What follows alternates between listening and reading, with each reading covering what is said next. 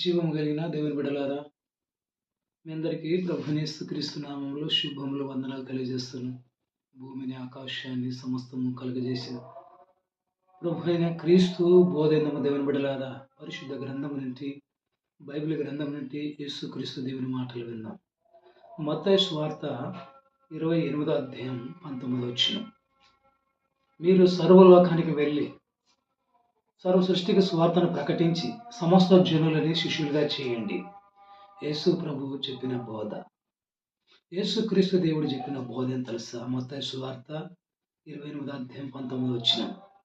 మీరు వెళ్ళి సర్వ సృష్టికి వెళ్ళి సర్వలోకానికి వెళ్ళి సమస్త జనులని యేసుక్రీస్తు బోధించి సమస్త జనులని శిష్యులుగా చేయండి.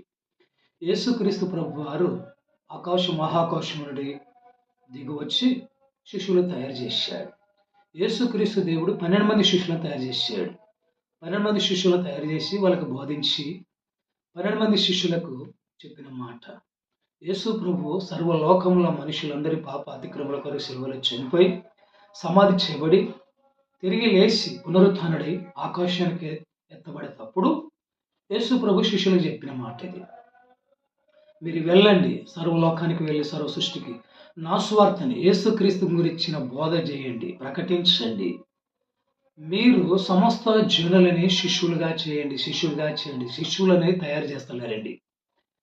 చాలా మటుకు యేసుక్రీస్తు దేవుని కృపను బట్టి నేను మాత్రం యేసు ప్రభు బోధన విని 10 మంది సేవకుల్ని తయారు చేసిన, 10 మంది పాస్టర్లను తయారు చేసిన, 10 మంది సువార్థికులను తయారు చేసి యేసుక్రీస్తు దేవుని సేవ చేయండి, యేసు ప్రభును ప్రకటించండి, యేసుక్రీస్తు కొరకే బ్రతకండి అని 10 మంది సేవకుల్ని తయారు చేశా. ఖర్చు పెట్టుకున్న, శ్రమపడ్డ, కన్నీటి ప్రార్థన చేసిన, వాళ్ళకి బోధ చేసిన, వాక్యంను తెలియజేసిన, ఎలాగ బోధించాలో ఎలాగ జీవించాలో తెలియజేసిన, నా సాక్ష్యం చెప్పిన, నా మారుమనసు సాక్ష్యం చెప్పిన, రక్షణ సాక్ష్యం చెప్పిన, నా సేవా సాక్ష్యం చెప్పి 10 మంది సేవకులు తయారు చేసిన దేవునికి మహిమ కలుగును గాక. మత్తయి సువార్త 28వ అధ్యాయం 19వ వచనం. భూలోకంలో ఈరోజు బతుకున్న పాస్టర్లందరూ చదివి మారు మనసు పొందండి. శిష్యులను తయారు చేస్తలేరండి పాస్టర్లు. ఏం చేస్తున్నారంటే, పాస్టర్ ఆయన భార్య, ఆయన కొడుకు, ఆయన బిడ్డ, వాళ్ళే మురుస్తున్నారు, వాళ్ళే ఎగురుతున్నారు, వాళ్ళే పొంగుతున్నారు. ఏం చేస్తున్నారు? పాస్టర్ భార్య, పాస్టర్ కుమారుడు, పాస్టర్ కుమార్తె, వాళ్ళే ఆడ ఈడ అడుక్కొని వచ్చి చర్చిలు కడుతున్నారు. చర్చి కడుతున్నాం అడుక్కొచ్చి చర్చిలు కడుతున్నారు. ఎట్లా చర్చి కడుతున్నారు? 100 కోట్ల చర్చి కడుతున్నారు. ₹1 చర్చి, 2 కోట్లు, 3 కోట్లు, 4 కోట్లు, 5 కోట్లు, 10 కోట్ల చర్చి కట్టి దేవుడు దీవించాడు. కారులు తెస్తున్నారు. 10 లక్షలు, 50 లక్షలు పెట్టి కారులు తెచ్చి దేవుడు ఆశీర్వదించాడు అంటున్నారు. ఈ చర్చిలు కట్టే స్థలాలు వాళ్ళ పేరు మీద రిజిస్ట్రేషన్ చేసుకొని, వాళ్ళ భార్య పేరు మీద, పాస్టర్ భార్య పేరు మీద, పాస్టర్ పిల్లల పేరు మీద రిజిస్ట్రేషన్ చేసుకొని ఆస్తిని సమకూర్చుతున్నారు. చర్చి పేరు చెప్పి డబ్బులు అడుక్కుంటున్నారు. సేవ పేరు చెప్పి పైసలు డొనేషన్ చేయమంటున్నారు, దేశభాగాలు ఇవ్వమంటున్నారు, కానుకలు ఇవ్వమంటున్నారు. అనేక విధానంగా తిప్పలబడి ఆస్తులు సంపాదించి దేవుడు దీవించి అంటున్నారు. ఈరోజు బతుకున్న పాస్టర్లకి ఒక్కరు కూడా జ్ఞానం లేదు. కనుక యేసుక్రీస్తు ప్రభు వారు ఏం చెప్పాడు? మత్తయి సువార్త 28:19. మీరు వెళ్ళి సమస్త జనులని శిష్యులుగా చేయండి, శిష్యులను తయారు చేయమని చెప్పాడు. వీళ్ళు డబ్బులను సమకూర్చి, ఆస్తులను సమకూర్చి, పెద్ద చర్చి కట్టి, చిన్న చర్చి కట్టి, యేసుక్రీస్తు దేవుని 12 మంది శిష్యులు చర్చిలు కట్టలేరా? మీరు చెప్పండి, కట్టలేరా? యేసుక్రీస్తు ప్రభు వారు శిష్యులకి 12 మందికి ఏది బోధించారో వాళ్ళు అలాగనే జీవించి సేవ చేసి సాక్షులయ్యారు. మా పాస్టర్ సాది యేషప్ గారు కూడా అలాగనే సేవ చేశాడు. చెట్ల నీడలో సువార్తను ప్రకటించడం, చెట్ల నీడకి వాక్యం బోధించడం, ఆరాధన చేపించడం, చెట్ల నీడలకి ప్రజలకి బాప్తిస్మాలు ఇవ్వడం, అనేకమైన కార్యక్రమాలు చేశాడు సాది యేషప్ గారు. ఒక్క చర్చి కూడా కట్టల. ప్రభు యందు నిద్రించాడు. గొప్ప సేవకుడు. ఉమ్మడి రాష్ట్రంలో సాది యేషప్ లాంటి యేసు ప్రభు శిష్యులు ఎట్లా సేవ చేశారో ఆయన అట్లా సేవ చేశారు. ఆయన చనిపోయిన నాడు ఆయన ఎక్కడైతే ఉన్నాడో ఆ చెట్టు కింద 4 జతల బట్టలున్నాయి. దేవునికి మహిమ కలుగునుగాక.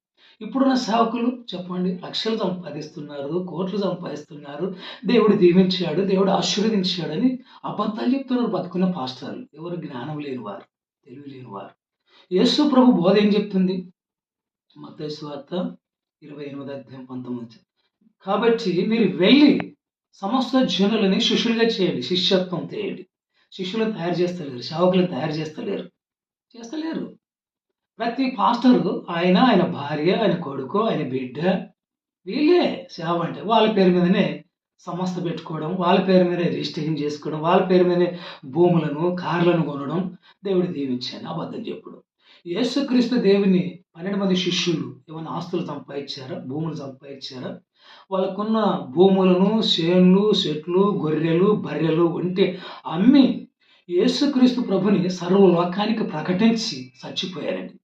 యేసు ప్రభు శిష్యులు చేసిన సేవకి ఇప్పుడు చేస్తున్న పాస్టర్ల సేవకి ఆకాశానికి భూమికి ఎంత తేడా. ఒక్క పాస్టర్ కూడా భూమి మీద బతుకున్న వాళ్ళకి జ్ఞానము తెలియలేదు. సేవ యేసు ప్రభు సేవ, యేసుక్రీస్తు ప్రభు సేవ. యేసు ప్రభు సువార్త అంటే డబ్బులు సంపాదించేది. సువార్త అంటే ఆస్తులు సంపాదించేది. సువార్త అంటే కారు కొనడమే. సువార్త అంటే ఇండ్లు కట్టడమే. సువార్త అంటే చర్చిలు, గోపురాలు కట్టడమే.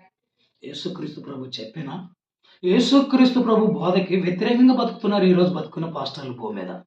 ఒక్కరికి కూడా మారు మనసు జీవితం లేదు, రక్షణ జీవితం లేదు, విశ్వాస జీవితం లేదు. ఫోకస్ చేస్తున్నారు అన్ని డ్యాన్సులు చేసి ఫోకస్ చేస్తున్నారు. ఎవరికి జ్ఞానం లేదు.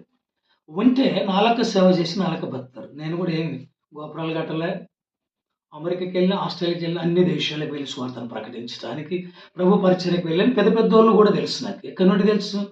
బిచ్చగా నుండి బిల్ గేట్స్ సార్ వరకు చాలా మంది ధనికులు నాకు పరిచయం అన్నారు. సేవకుడిగా గుర్తించారు, యేసు ప్రభు స్వార్థకుడిగా గుర్తించారు. కానీ నేను డబ్బులని ఆశించలే.